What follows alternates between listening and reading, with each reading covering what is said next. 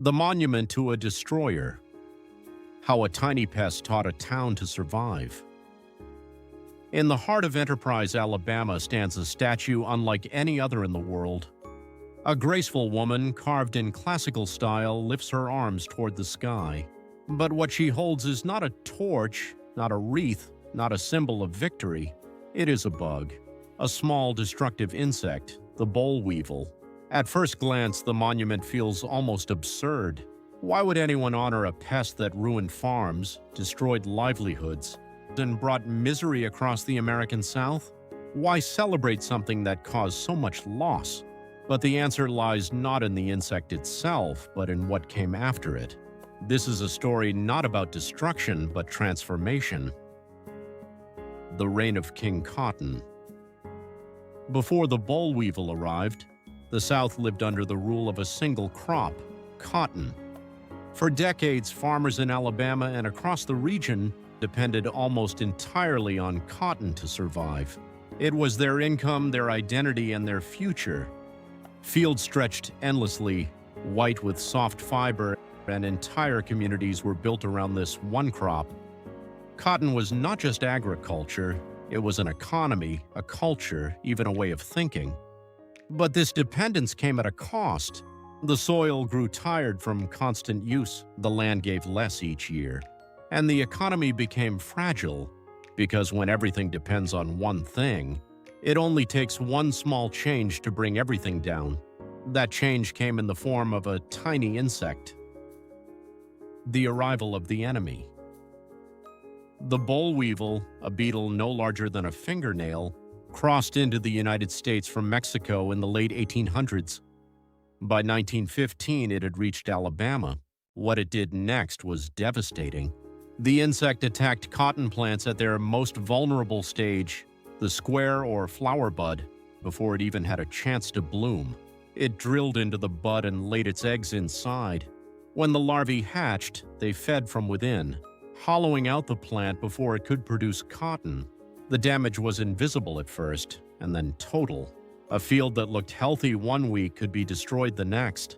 Worse still, the insects multiplied rapidly. A single pair could produce thousands, eventually millions, within a season. Their life cycle was perfectly timed to cotton's growth, making them almost impossible to escape.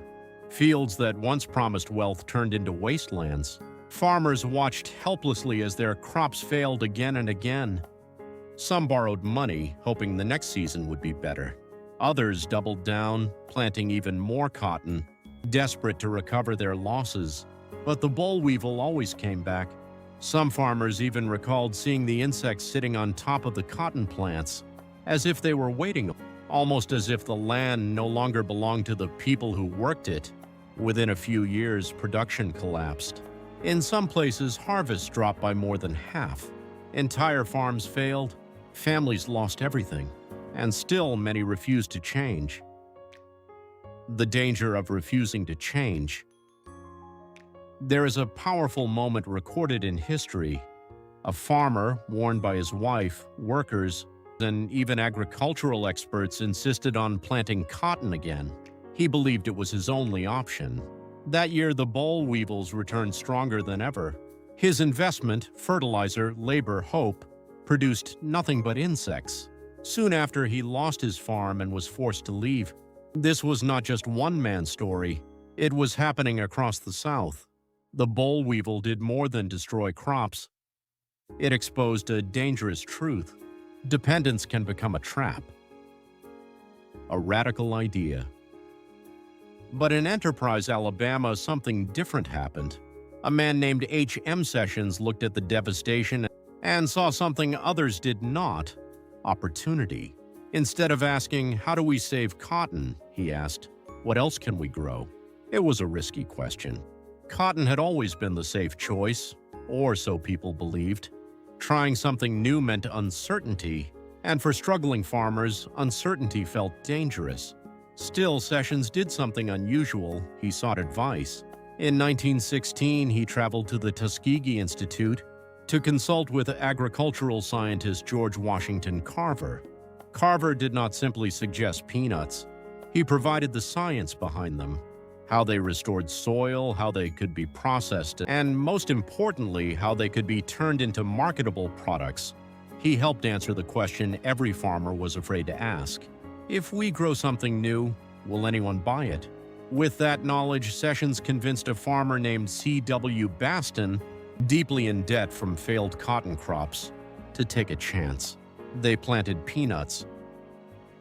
The turning point. The results were astonishing. In 1916, Baston harvested his peanut crop and earned enough money not only to survive, but to pay off his debts and still have profit left. Word spread quickly, and the speed of change was remarkable. By 1917, just 2 years after the boll weevil arrived, Coffee County was harvesting more peanuts than any other county in the United States. In less than 3 years, the region went from near economic collapse to setting production records. Farmers who had once laughed at the idea of planting anything except cotton began to change. One by one, they switched crops. Peanuts thrived in the same sandy soil, but without attracting the boll weevil. And something even more important happened. The farmers learned to diversify. They began growing not just peanuts, but also sugarcane, potatoes, tobacco, and other crops. Their economy became stronger, more flexible, and less vulnerable. Peanuts also did something cotton never could. They restored the soil. By returning nitrogen to the land, they helped heal years of damage caused by overplanting cotton. What began as a disaster had become a turning point, a monument to the unexpected. In 1919, the citizens of Enterprise made a remarkable decision. They built a monument, not to a hero, not to a leader, not to a victory. They built it to the boll weevil. The inscription reads, "In profound appreciation of the boll weevil and what it has done as the herald of prosperity." It sounds strange, even ironic, but to the people of Enterprise it made perfect sense. Without the boll weevil, they might never have changed. Without the crisis, they might have continued down a path that would eventually fail. Interestingly, the original statue did not even include a boll weevil. It was a classical figure holding a fountain imported from Italy, likely cast by the Conte foundry and purchased through a catalog, much like ordering from a Sears and Roebuck catalog of the era. The insect was added decades later, in 1949, perched on top of the fountain, noticeably large compared to the woman below, almost as if the town needed time before it could fully acknowledge the truth. And even then, the story did not stay still. Over the years, the statue became the target of repeated thefts and vandalism, sometimes called the Great Bug Heists. The original statue was eventually removed for protection and is now kept safely in a museum. What stands in the town today is a replica. Even the monument itself has a history of loss and survival. The insect that destroyed their past had forced them to build a better future. Beyond Enterprise, a wider impact. The story of the boll weevil extends far beyond one town. Across the South, its destruction reshaped the economy. It caused billions of dollars in losses and forced farmers to rethink everything they knew about agriculture. But there is another side to this story, one not written on the monument. The collapse of cotton farming also disrupted the sharecropping system. Many black tenant farmers, who had no land and little financial security, could not easily switch to new crops like peanuts. As a result, thousands were displaced. For many, leaving became the only option. This helped fuel the Great Migration as families moved north to cities like Chicago and Detroit in search of new opportunities. The transformation of the South brought prosperity to some, but not to all. The fight against the pest became one of the largest agricultural efforts in American history. Scientists developed new farming methods, chemical treatments, and eventually pheromone traps. Beginning in the late 1970s, the Boll Weevil Eradication Program, one of the most successful coordinated pest control efforts in history, reduced boll weevil populations by over 99%. After decades of struggle, the insect was nearly eradicated from most U.S. cotton fields, but its legacy remained, a symbol of something greater.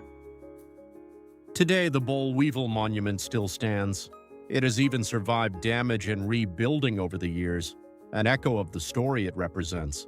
Tourists come, take pictures, and often laugh at the idea of honoring a bug. It feels unusual, even humorous. But if you look deeper, the monument is not about the insect at all. It is about resilience. It is about the courage to change when everything familiar is falling apart. It is about the idea that sometimes the worst thing that happens to us can become the very thing that saves us. The lesson that still matters.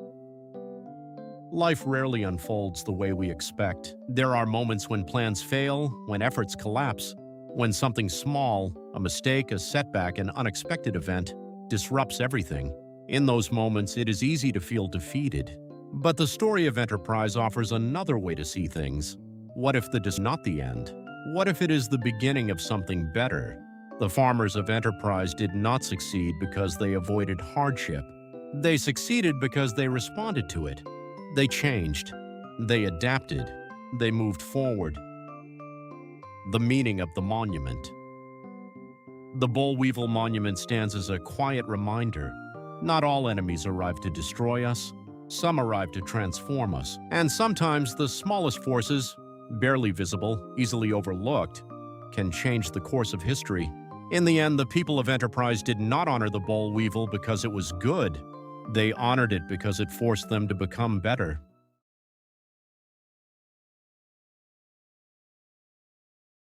It's time to study new words in context. 1. Fragile. Definition: something that is easily broken, damaged, or harmed. Example: the glass was fragile, so she held it very carefully. 2. Larva. Definition: the young form of an insect before it becomes an adult. Example: the larva grew inside the plant before turning into insects. 3. Dependence. Definition: a state of needing something or someone too much. Example: the farmers' dependence on cotton made them vulnerable to problems. 4. Diversify. Definition: to add different kinds of things instead of relying on only one. Example: the farmers decided to diversify by growing peanuts and other crops. 5. Herald. Definition: something that shows or announces that something is coming. Example: the rain was a herald of the coming storm. 6. Perched. Definition: sitting or resting on something, usually in a high place. Example: the bird was perched on top of the tree. 7. The sharecropping system. Definition: a farming system where workers farm land owned by someone else and give part of the crops as payment. Example: many poor farmers worked under the sharecropping system. After the Civil War. 8. Resilience. Definition: the ability to recover or become strong again after difficulty. Example: the town showed resilience after losing its main crop. 9. Setback. Definition: a problem or difficulty that slows progress. Example: the loss of crops was a major setback for the farmers. Comprehension questions. 1. What is unusual about the monument in Enterprise, Alabama? Answer: it honors a destructive insect instead of a hero or important person. 2. What insect is the monument dedicated to? Answer: the monument is dedicated to the boll weevil. 3. Why does the monument seem strange at first? Answer: because it celebrates a pest that caused damage and suffering. 4. What crop did southern farmers depend on before the boll weevil arrived? Answer: they depended mainly on cotton. 5. Why was relying only on cotton dangerous? Answer: because if cotton failed, farmers had no other way to earn money. 6. Where did the boll weevil come from? Answer: it came from Mexico. 7. How did the boll weevil damage cotton plants? Answer: it laid eggs inside the buds, and the larva destroyed the plant from inside. 8. Why was the boll weevil so difficult to stop? Answer: because it reproduced quickly and attacked the plant before it could grow. 9. What happened to many farmers when their crops failed? Answer: many lost their farms and their income. 10. What mistake did some farmers continue to make? Answer: they kept planting cotton even after it kept failing. 11. What important lesson did the boll weevil reveal? Answer. It showed that depending on one crop can be dangerous. 12. Who helped bring change to enterprise? Answer. H.M. Sessions helped bring change. 13. Who did Sessions consult for advice? Answer. He consulted George Washington Carver. 14. What new crop did farmers begin to grow? Answer. They began to grow peanuts. 15. Why were peanuts a good choice? Answer. Because they grew well in the soil, were not affected by the boll weevil, and helped restore nutrients. 16. How quickly did the farmer's situation improve? Answer. It improved very quickly, within about 2 to 3 years. 17. What change did farmers make besides growing peanuts? Answer. They began to grow different crops instead of just one. 18. What is one hidden effect of the boll weevil mentioned in the article? Answer. It helped cause the Great Migration by forcing many workers to leave farms. 19. What happened to the original monument over time? Answer. It was damaged and replaced, and the original is now kept in a museum. 20. What is the main message of the Boll Weevil Monument? Answer. It shows that a difficult problem can lead to positive change.